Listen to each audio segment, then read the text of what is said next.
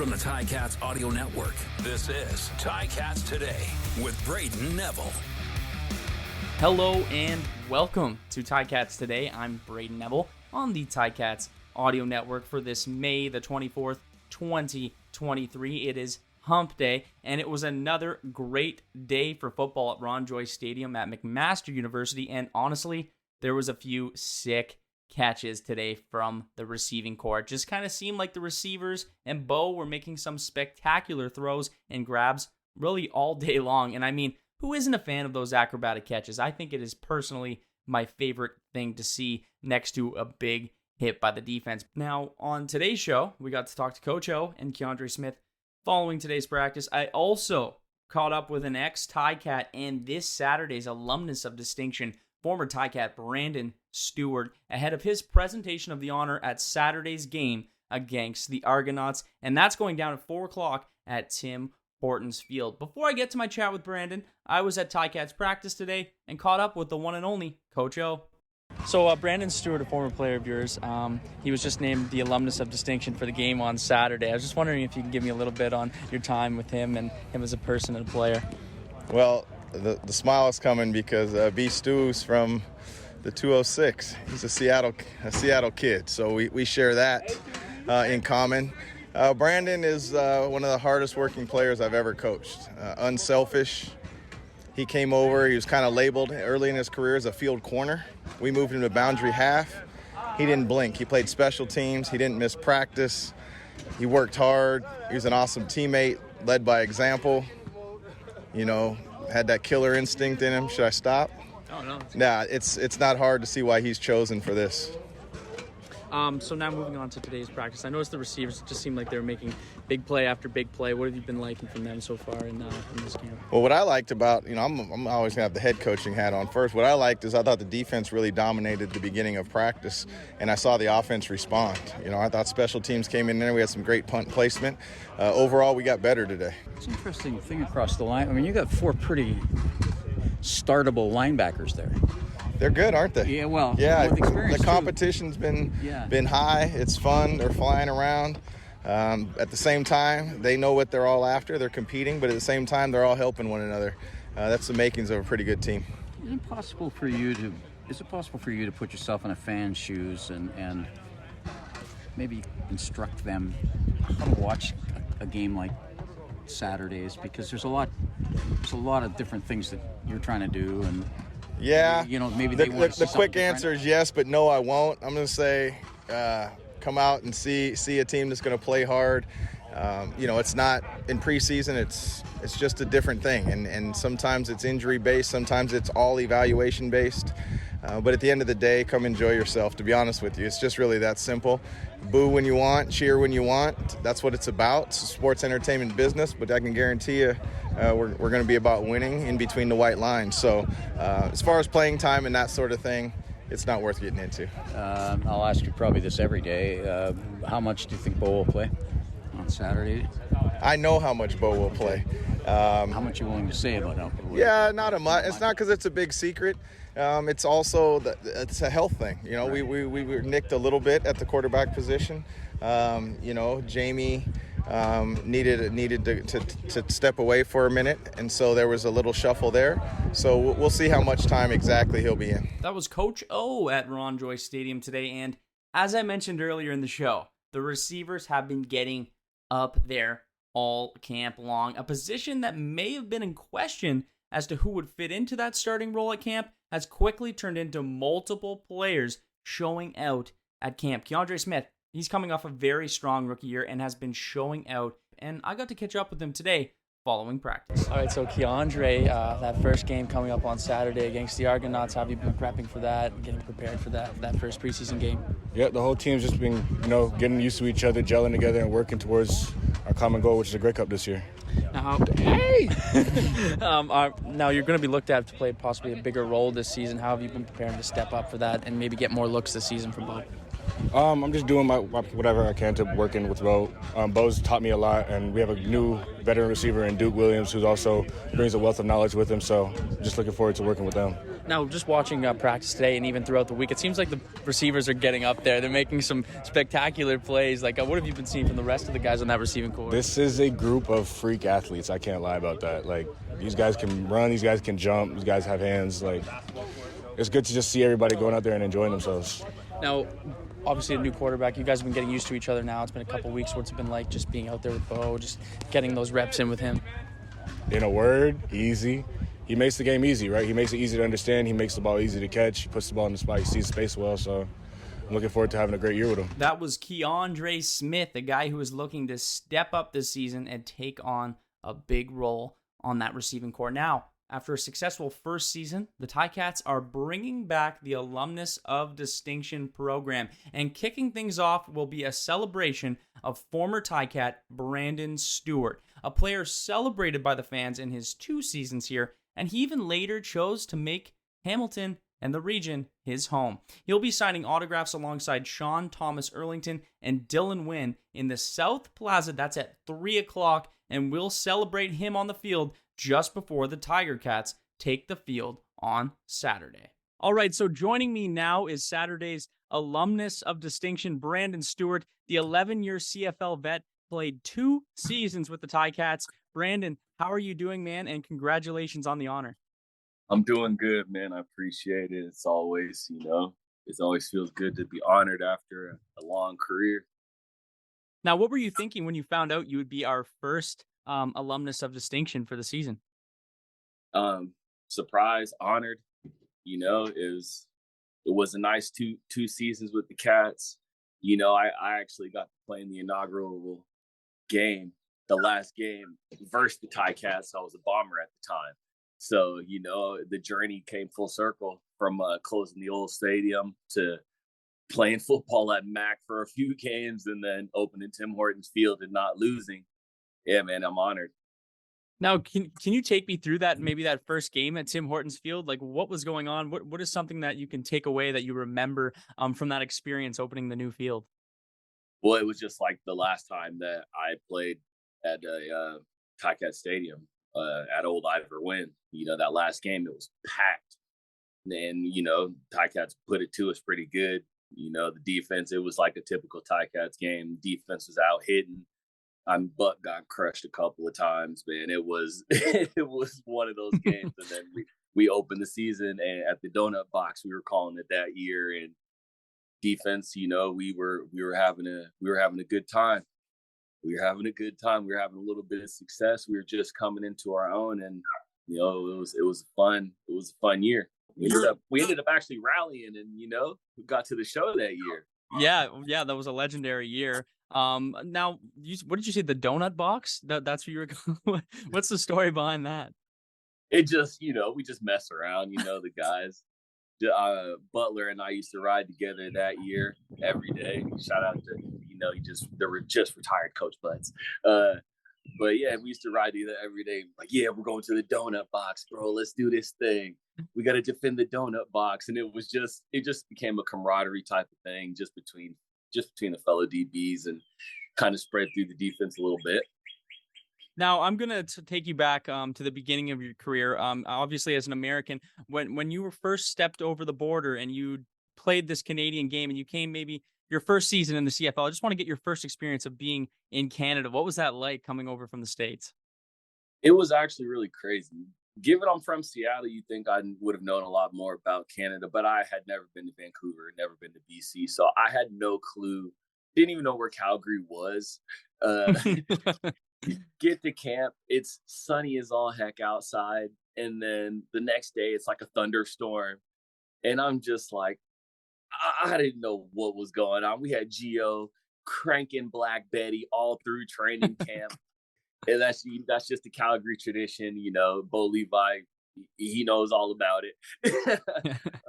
But just the tradition. I learned a lot my first couple of years. Tom Higgins was my first coach, so I learned a lot. I learned the rules, which was very vital for me and the rest of my career, because just being an American, I got my first onside punt touchdown because the Argos didn't know the rules. Shout out to y'all. But, I learned that. I was well coached coming in. I had I had Casey Crehan at the time. Like, I had some legendary coaches from the start of my career, and then just going all the way through, and just Canada's just been good to me, man. I've had second chances given to me, and that was my opportunity in Winnipeg, and I made the best of that thing.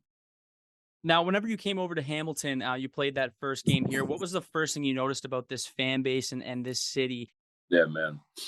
It was amazing. I actually had a rival Hamilton fan before I came over, as many do.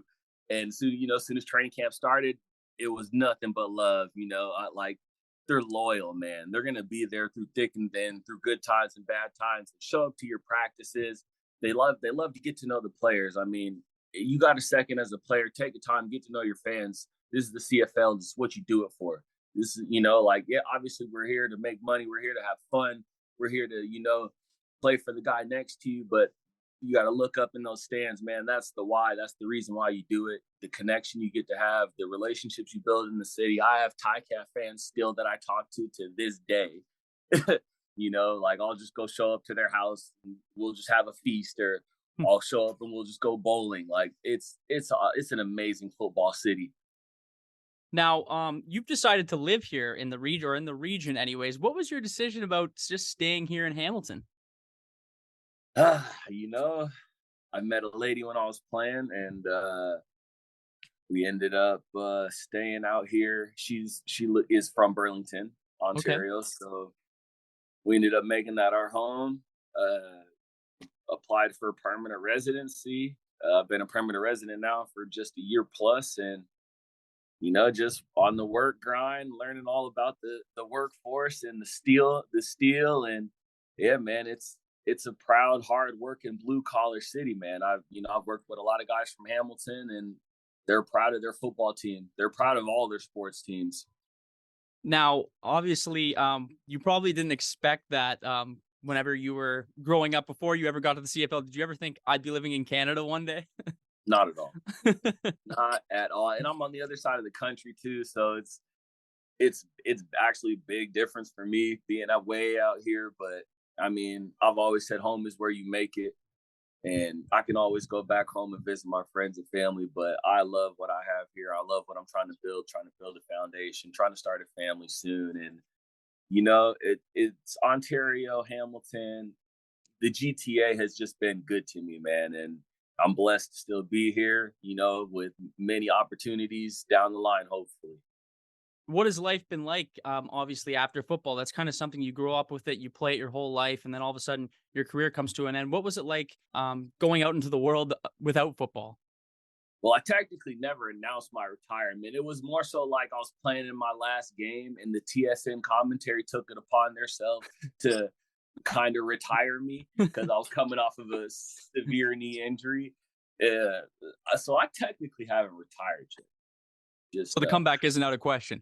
No, I'm not coming back. I'm not coming back. I'm done. But man, it just, I don't know. It just, I played the game. I played it hard. I played it with my teammates. I played for my teammates. I played for the guy next to me, and that's just how you got to play the game, man. Football was everything to me. Like, it was my life. It gave me a second chance to be a better man. Gave me a chance to get away from, previous things that were going on in childhoods and younger things, and the inner city in Hamilton. I'm sure, there's a lot of bad things that happen, but, you can use sports as that outlet to get away, to release that energy, to release that stress. And, it gives you people to talk to as well. So, man, it's just the power of football, man. I love it. It's a blessing. It's, it saved my life. And this Ontario scene is, it's just good to me, man. I'm on the workforce out here refining steel. Shout out to my steel boys. And, I'm just working, man, just on the grind. Just, football never stops. It's always a part of me.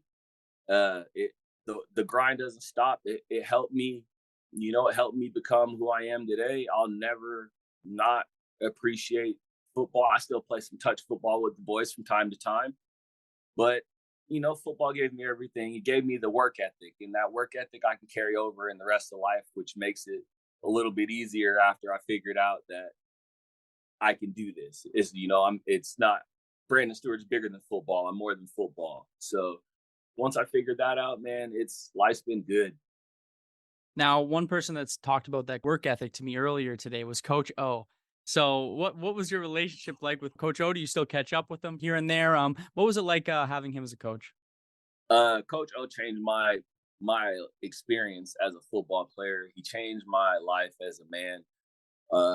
He helped me grow up because I was young, energetic. I was a veteran, but I just came to him and I was raw talent, and I took the coaching because obviously when I got to Canada, I was a receiver. I played receiver. I played offense my whole life until my last year of college, where I played safety and slot corner. And I came to Canada and they put me in defense, and the rest is history. But Coach O just saw the talent in me. He saw the passion. He saw that I played the game the right way. I played hard. I'm a yes sir, yes coach. I'm a fiery guy. I might fire back, but it's always with the best intentions for my teammates and for my team to try to win the football game. And one thing is when I cross that line, there's no walking like that. And he respected that, and he asked me to lead by example. And I just tried to do that every day and show the younger guys or the next man that it's not always what you say, but how you do it. And you need to be running and playing football with that same energy, that same pop you have. Play 1, play 102. Like, you have to have that same fire. You got to have that same energy. Otherwise, what are you doing it for? If you're tired at the end of the game, tired is a mindset, and that's what Coach O instills. It's football's a mindset. It's a simple game, but it's a mindset. And if you put it in your mind, you're tired, you'll be tired. But I always said I was a machine. Even when I was playing against him, I screamed at the Ryan Bolt, "I'm a machine. You guys can't block me."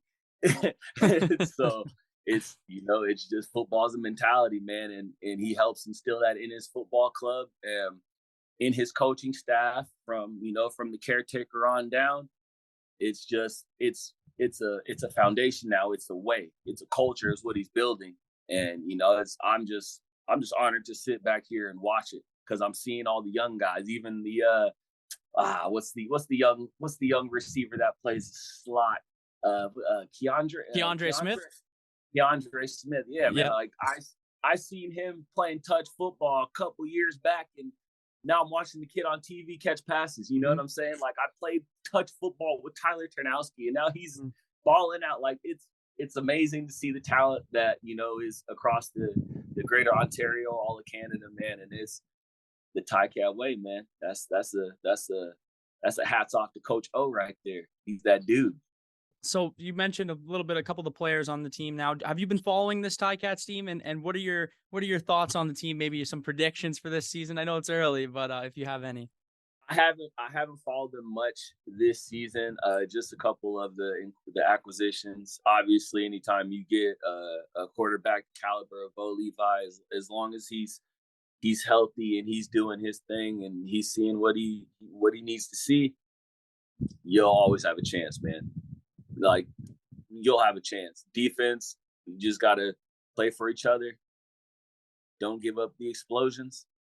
Hit people, punish them, make them feel it every time they come to your stadium, and you'll have a chance, man. The offense will always come along. But I've always been a believer in that dude. He's a great quarterback, man. He's a Hall of Famer. I always said, in my career, I got to play against probably all of the best QBs. Ricky Ray, Anthony Calvillo, Henry Burris, Bo Levi, Mike Riley. I saw the boys, man. yeah, that's quite the list. Yeah, that's insane. Casey Prentice. I played my first career game was against Damon Allen. That's next level. I got to see some boys. So, yeah, man, Bo Levi is a good QB, and as long as they keep him upright, they'll be in good hands. Well, Brandon, I want to thank you for joining me today. You'll be signing autographs alongside Sean Thomas Erlington and Dylan Wynn at 3 o'clock. So people can come down, they can come talk to you, come catch up with you, and you'll be celebrated on Saturday at 4 o'clock. That's at Tim Hortons Field against the Toronto Argonauts. Brandon, a big thank you again for joining me today, man. My pleasure, man. My pleasure. Anytime. Let's go, Cats.